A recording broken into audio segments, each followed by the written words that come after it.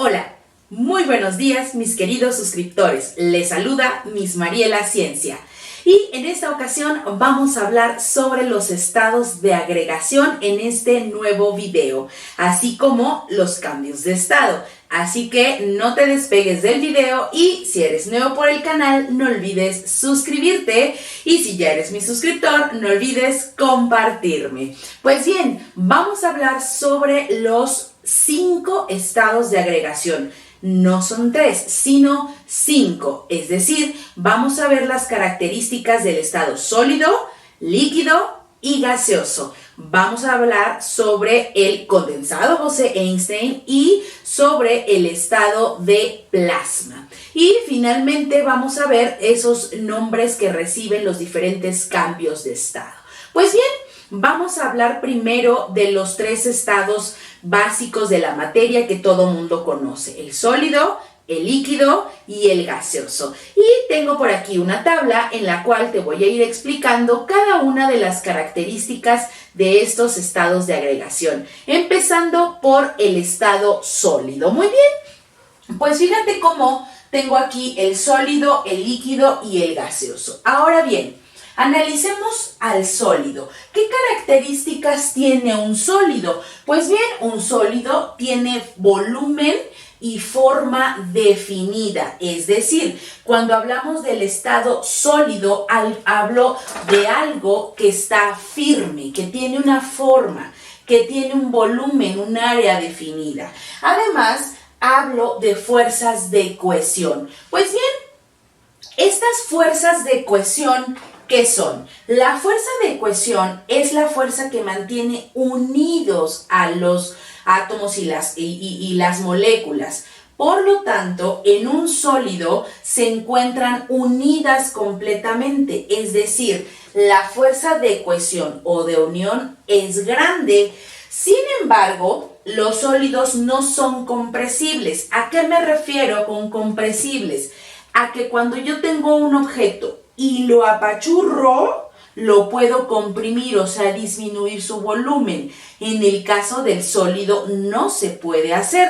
En el sólido, si yo le disminuyo ese volumen, lo tendría que apachurrar completamente, pero sus moléculas serían exactamente las mismas, ¿sí? Por eso se dice que el sólido no se puede comprimir, porque sus moléculas no se pueden unir, sus moléculas. A lo mejor si yo lo hago bolita, lo veo que si se apachurra. Lo que estoy cambiando es el volumen, pero no la estructura interna. Por esa razón, los sólidos no son compresibles. Sin embargo, veamos su energía cinética.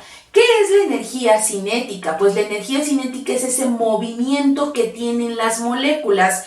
Todas las moléculas dentro de un compuesto, de una sustancia, están en constante movimiento. En los sólidos, esa energía cinética es baja, que me indica que no se están moviendo esas moléculas. Muy bien, si avanzamos hacia el lado de los líquidos, nos damos cuenta que el líquido tiene un volumen definido. Sin embargo, su forma no está definida.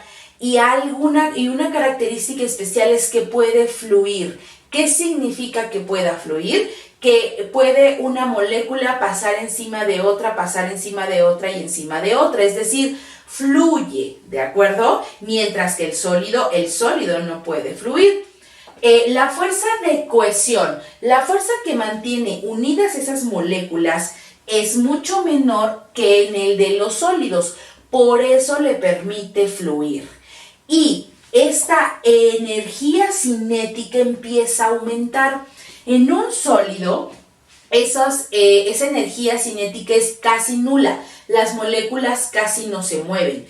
En un líquido empieza a haber ese pequeño movimiento de las moléculas. Por lo tanto, la energía cinética es mayor en el líquido que en el sólido.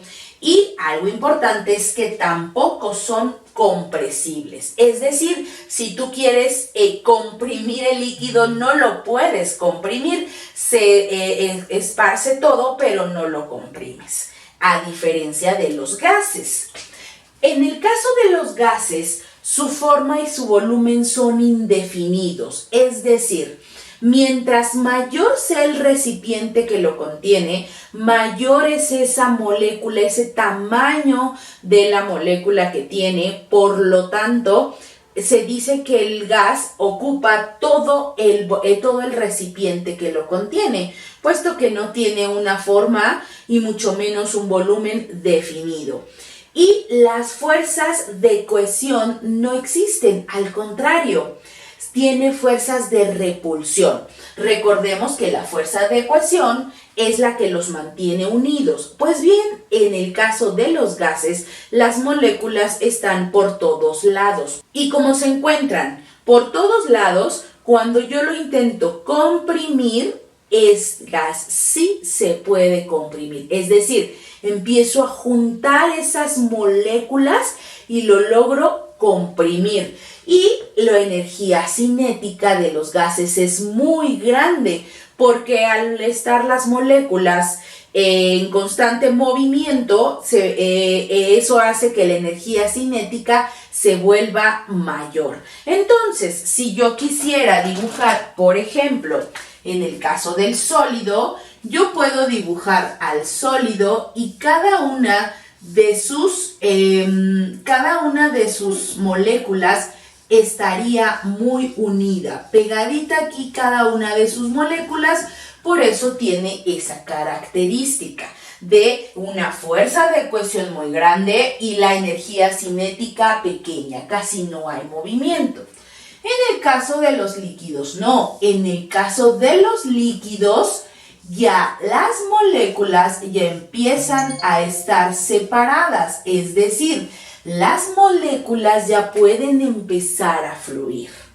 Y en el caso de los gases, cuando yo hablo de los gases, fíjate cómo los gases se encuentran en todo el recipiente que los contiene. Sus moléculas se empiezan a expandir.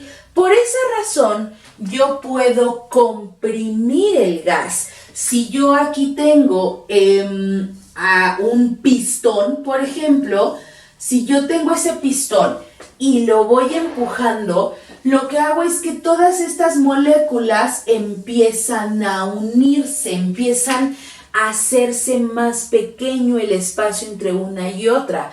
Por eso los gases sí son altamente compresibles. Pues bien, ¿qué sucede en los estados de agregación de los extremos? Cuando hablo del sólido, el sólido tiene poca energía, es decir, se mueven sus moléculas muy poquito. En el caso del gas, el gaseoso tiene mucha energía, sus moléculas se están moviendo demasiado. Es ahí donde en esos extremos se encuentran los otros dos estados de agregación, el condensado Bose-Einstein y el plasma. ¿Qué pasa aquí? Pues bueno, que en el condensado Bose-Einstein, en el sólido tengo poca energía. Si sigo disminuyendo la energía, voy entonces a entrar a un estado llamado condensado Bose-Einstein. ¿Qué características tiene este estado? Bueno, la energía de las moléculas empieza a disminuir tanto que se hace el famoso superátomo. ¿Por qué? Porque ya no hay movimiento en la molécula, la temperatura empieza a disminuir y todo se empieza a colapsar de tal manera que su energía casi es nula, o más bien tiene energía casi nula, y además forma el llamado superátomo, es decir, donde todas las moléculas se encontraban en un líquido, se empiezan a unir más, empieza a hacerse sólido. Bien, pues se condensa, por de ahí el nombre de condensado, se condensa de tal manera que se forma una sola molécula, un solo átomo llamado superátomo. Todas esas moléculas se fueron uniendo tanto y fueron disminuyendo tanto su energía y su temperatura que se condensaron. Muy bien, el caso contrario y el extremo es el plasma. Empieza a tener mayor energía cuando tengo el gas.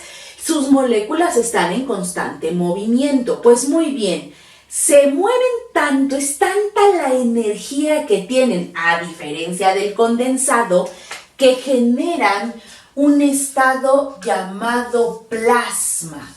¿Qué características tiene el plasma? Que se dice que es un estado ionizado.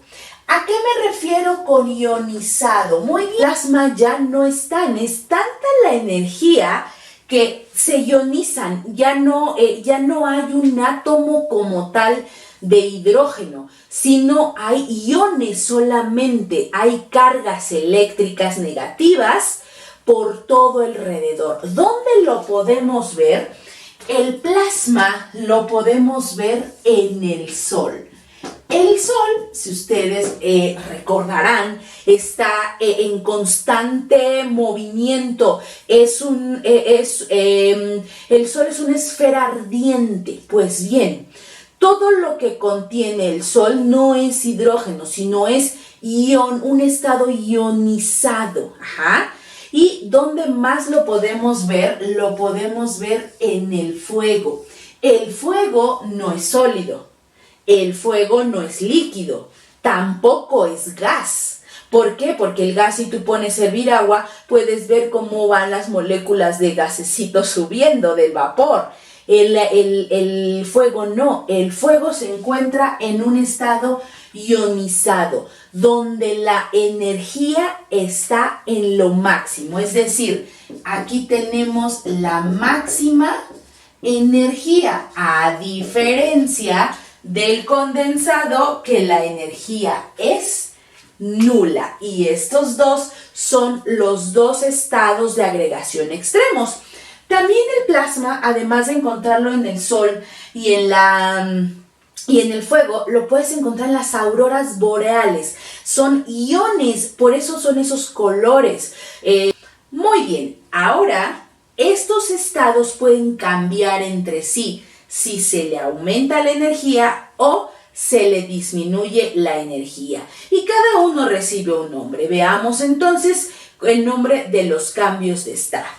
Para que se lleve a cabo un cambio de estado, se requiere agregar o quitar calor o energía. De ahí que los cambios de estado pueden ser endotérmicos o pueden ser exotérmicos. Muy bien.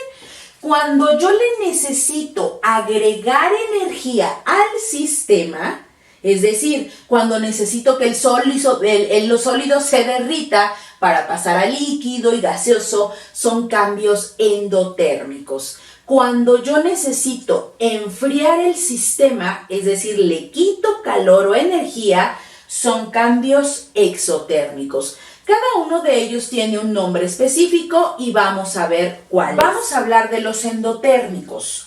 Cuando tienes un estado sólido, vamos a suponer que tienes cubos de hielo y los quieres pasar a estado líquido. El cambio de sólido a líquido recibe el nombre de fusión, es decir, se funde el sólido. Muy bien. Cuando estás en líquido y le sigues aumentando la temperatura, entonces se empieza a evaporar, es decir, tienes el cambio de estado de vaporización o también conocido como evaporación.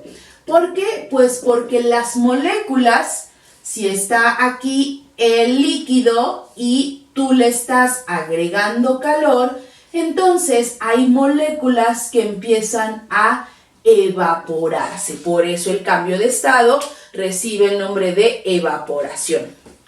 Y hay un cambio de estado en el cual el sólido pasa directamente hasta el gas, sin pasar por el líquido. Y este cambio de estado se llama sublimación. Y hay elementos específicos que pueden sublimar, como el yodo. El yodo tiene la propiedad de sublimar, de pasar de sólido a gaseoso sin que pase por el líquido. Ahora vamos de regreso, es decir, vamos a quitar energía, vamos al proceso exotérmico en donde quitamos energía y entonces disminuimos la temperatura. Pues bien, el caso, por ejemplo, cuando pasamos de gas a líquido, tenemos que bajar la temperatura y a ese cambio recibe el nombre de condensación. Muy bien, un ejemplo muy sencillo es cuando te bañas con agua caliente. Ese vapor del agua caliente se pega a las paredes están frías, empieza a condensar, es decir, empieza a cambiar de gas a líquido y es condensación. Estamos retirando energía. Y después, cuando ya se vuelve líquido, por ejemplo, si metes el agua al congelador, se hace hielo, es decir, pasa de líquido a sólido. Es decir, se solidifica. Por eso el proceso o el cambio de estado se llama solidificación. Muy bien. Y hay un proceso completo como la sublimación, pero ahora lo vamos a pasar desde el estado gaseoso hasta el estado sólido. De gas a sólido sin pasar por líquido se llama sublimación inversa, o también muchos lo conocen como deposición. El gas se vuelve líquido. ¿Por qué? Porque se empieza a depositar en el fondo del recipiente. Puedes llamarle deposición o puedes llamarle sublimación inversa, y es un proceso completamente contrario al de la sublimación. Muy bien, y entonces vas a tener aquí todos los cambios de estado completos: fusión, evaporación y sublimación, que son cambios de estado endotérmico, y los cambios de estado exotérmicos, que es condensación, solidificación y deposición o sublimación inversa. Pues bien, en este video, entonces, repasamos todos los estados de agregación y sus cambios de estado. Recuerda, no olvides suscribirte a mi canal, activar la campanita y seguir aprendiendo con Miss Mariela Ciencia. Te veo en el siguiente video.